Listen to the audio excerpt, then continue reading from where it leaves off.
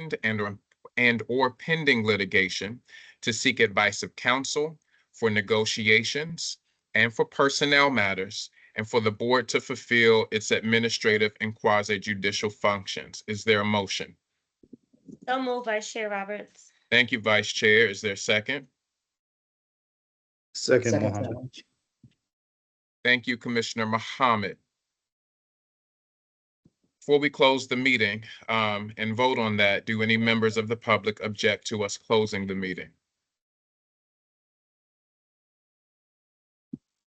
Hearing none, all in favor, Vice Chair Roberts. Yes. Thank you, Commissioner Ames Messenger. Yes. Commissioner Coy, Yes. Commissioner Lollinger, I see you joined us. Good morning, Commissioner Lollinger. Good morning. Yes. Thank you. Commissioner Muhammad, Yes. Commissioner Parker, Yes. Commissioner Rooks, Yes. Commissioner Sally,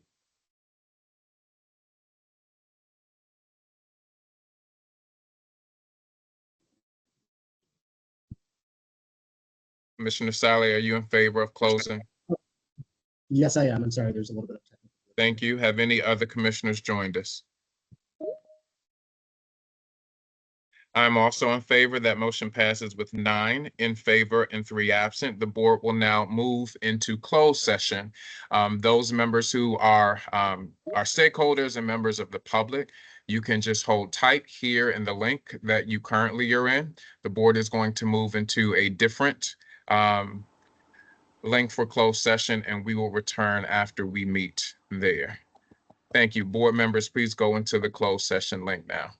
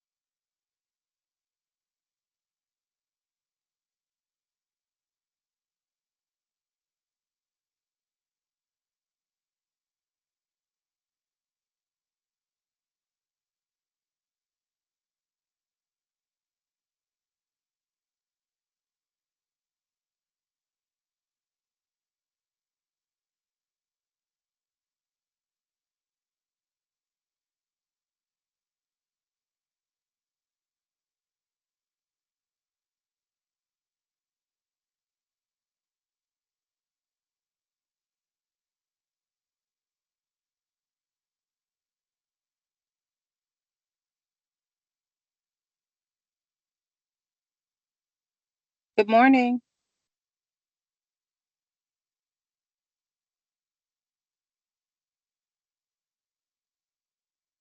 Good morning, morning. Commissioner Slater Harrington. The other commissioners are currently over in closed session if you want to join them.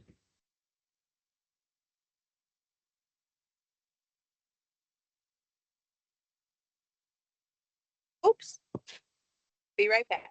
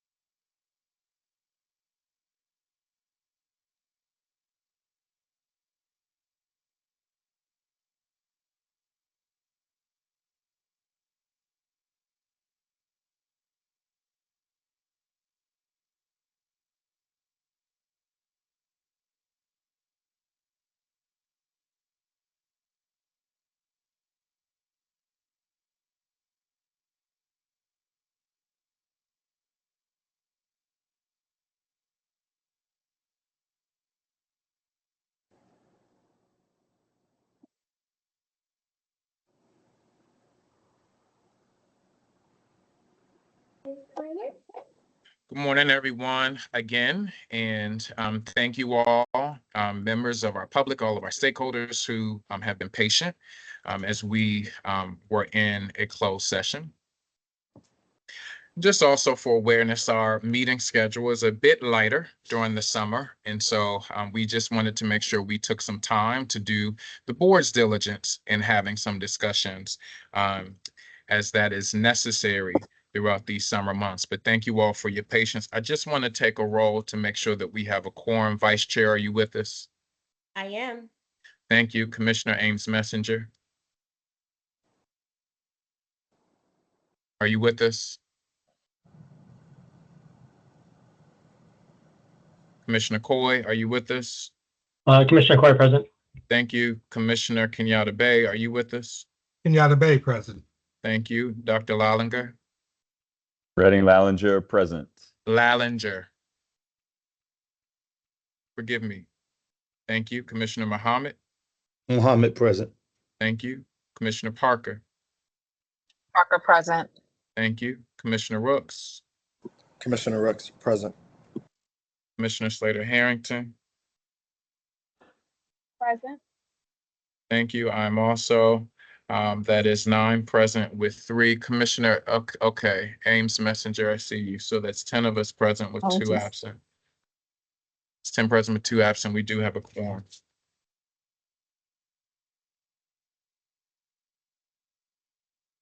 there a motion to reopen the meeting? So moved. Vice Chair Roberts. Thank you, Vice Chair. Is there a second? Second, Kenyatta Bay. Thank you, Commissioner Kenyatta Bay. All in favor, Vice Chair Roberts, Yes. Commissioner Ames Messenger, Yes. Commissioner Coy, Yeah. Commissioner Kenyatta Bay, Yes. Commissioner Lallinger, Yes. Commissioner Muhammad, Yes. Commissioner Parker, Yes. Commissioner Rooks, Yes. Commissioner Sally, Commissioner Slater Harrington. Yes. I'm also in favor. That motion passes with 10 in favor and 2 absent. Is there a motion to approve the personnel, employment, and payroll agenda? So moved, Kenyatta Bay. Thank you, Commissioner Kenyatta Bay. Is there a second?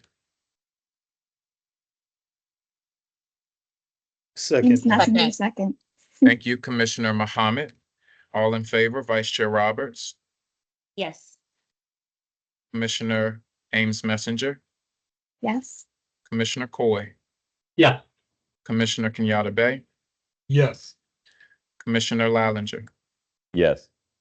Commissioner Muhammad, Yes. Commissioner Parker, Yes. Commissioner Slater Harrington. Yes. I'm also in favor. That motion passes unanimously with the members who are present.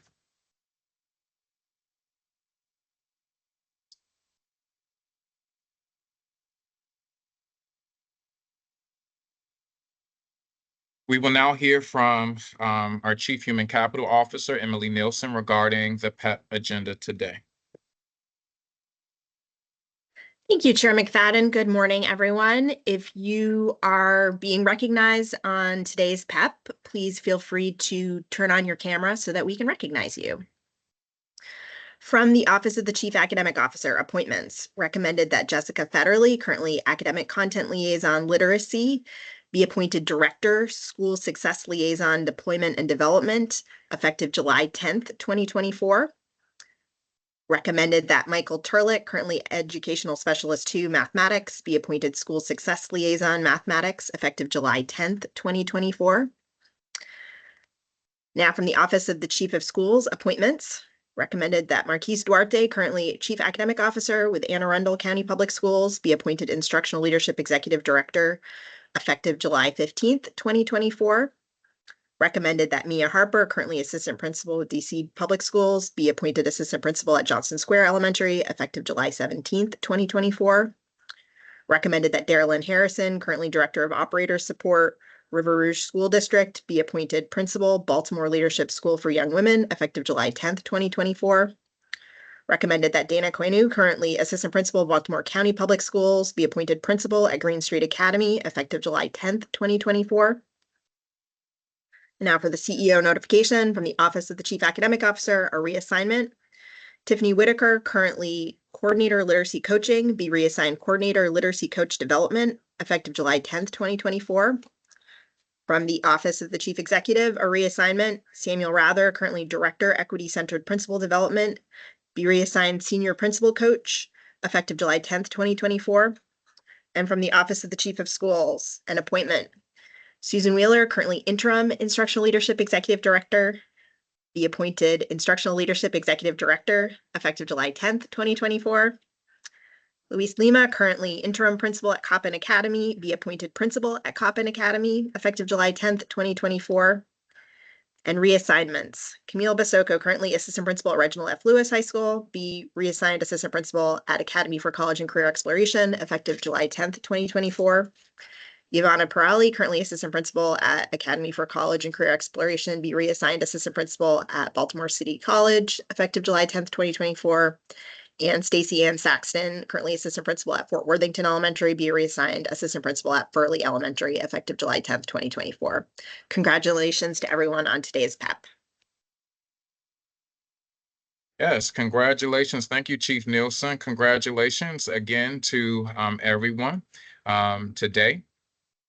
Who's either been appointed or reassigned. We're very excited that you all are willing and committed to serving our children and serving our young people as we all work together to improve outcomes for them. And so thank you all very much for your commitment to serve. And we're looking forward to the incredible things that you're going to do in the life of City Schools and the life of Baltimore. I will now review the consent agenda. Board colleagues, please let me know if you would like an item removed and state your question for staff. Item 9.01, Public School Administrator and Supervisors Association, also known as PAZAZA, contract. Item 12.01, Power School Group, LLC.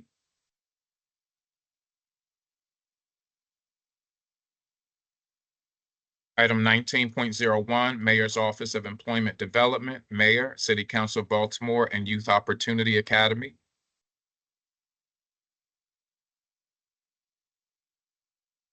Item 20.01, ACSI Translations. I'd like to remove 20.01 ACSI, please. Thank you, Dr. Lallinger. Please lift your question. Two brief questions.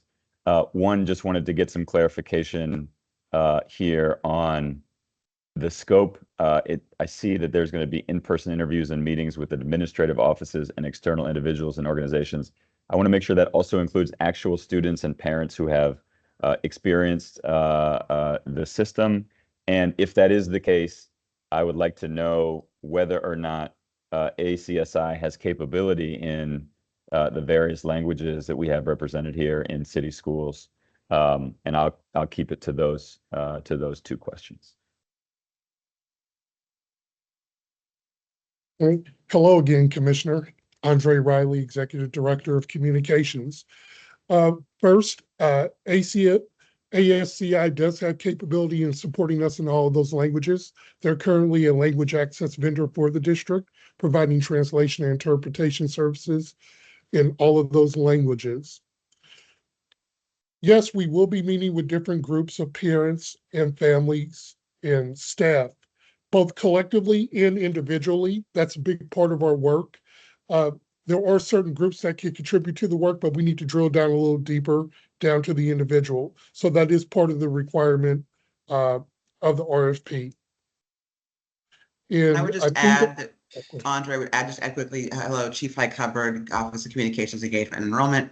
I just want to clearly add that the families will also be tapped not only through their school communities, because the school communities will be bringing in families and students for focus group conversations. We're also going to ask our community groups to bring forward families. So if we're not getting families one way, we're going to reach out the other way to make sure that students and families, they're our focus, right? We want to know their experience. We can actually improve upon their experience, is why we're doing this in the first place. So they are paramount to giving feedback on this particular landscape analysis. I appreciate that. I'm only asking because it wasn't super clear to me looking at the what was submitted here. So I appreciate the clarification. Chair, I'll pass it back to you. I'm happy with the answers. Appreciate that, Commissioner. Any additional questions? Commissioner Kenyatta Bay.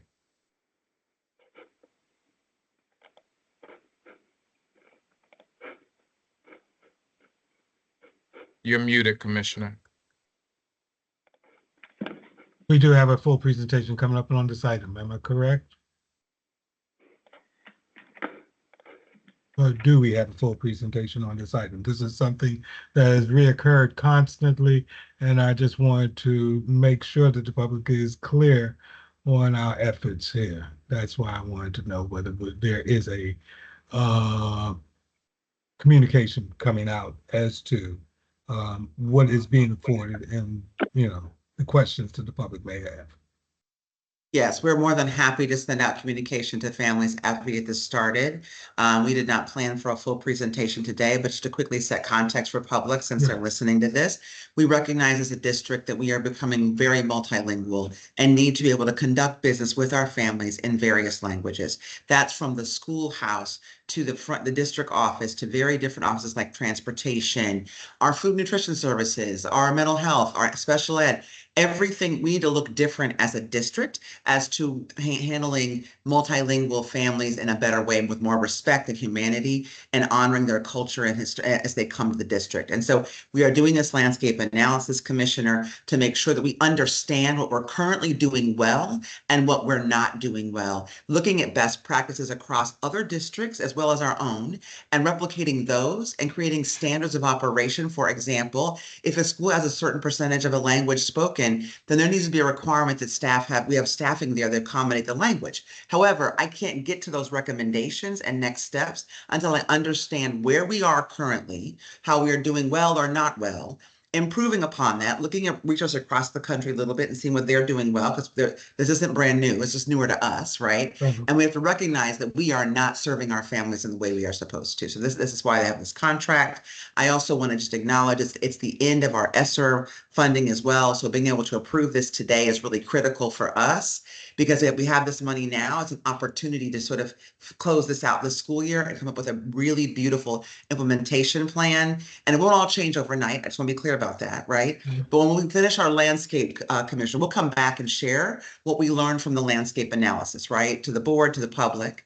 Then we're going to put together an implementation plan to sort of activate next steps. And that'll be the end of that contract for this RFP. I hope that's helpful. We didn't do a formal presentation. I have a real quick question, because you have, you know, answered a lot of that question, but projection, because, you know, that landscape is dynamic. It changes. It's growing. So do we, have we looked in your analysis into the projections of our growth, where we're going to be 5 years from now, 4 years from now, wherever, you know? And I wanted to make sure that that's part of your planning. You said the word ESSER, and that scares me every time I hear it, but because, you know, it's gone, it's not here. How much of that moves forward into implementation is another question that I have. Yep. So Okay. the ESSER funding is literally 1 year left. And it is designed to do this work. So it's not like hiring staff or other things. That's a really good use of dollars to understand how to better serve our families through this process. So that is that. The implementation will happen at various offices. Staffing might need to change, right? We might need to do an investment in the future, but I don't know what that investment should be for our next budget cycle until we've gone through the landscape to understand what else financially is needed to invest in this process to make sure we're honoring the humanity of all of our families, right? So it could be that schools use existing budgets next year, but they have to hire an X person, right? I don't have the answer for that right now. That's why we want to do the landscape analysis to make sure we know what we need to do. And then we can do a financial estimate or a budgeting estimate, you know, after that. Your first question, I was going to answer differently. And I just lost it. It's about Projection. Say it again. Projection. Oh, yes. Thank you. Thank you for that. We right now know that we have 18,000 households who indicate Spanish as their first language in their household. That has grown by thousands each year. So, sir, I actually don't have a prediction, but what I do have is this. The next closest language, and Andre, correct me if I get this wrong, is around 400 families, and it's Arabic. So we have to honor several languages, but when we come back, we can show you, we have 12,000-ish multilingual learners in the district, but 18,000 households that say Spanish is their first language. It's very different, right? Because all the families are speaking Spanish at home, even if kids are out of multilingual status in school. Then it's Arabic at around 380 to 400, and then we get a little bit of French, and then there's other languages, but it goes down from there significantly. So we know we have to do something specifically around Spanish in a robust way. There you go, Andre. Thank you, sir. You can see the languages right there. I was trying to quote from my head. But this is the list. So we are moving forward and understanding we have to address all of these languages, but understanding that Spanish is the primary driver. Is that helpful, Commissioner Kenyatta Bay? Thank you very much. You're welcome, sir.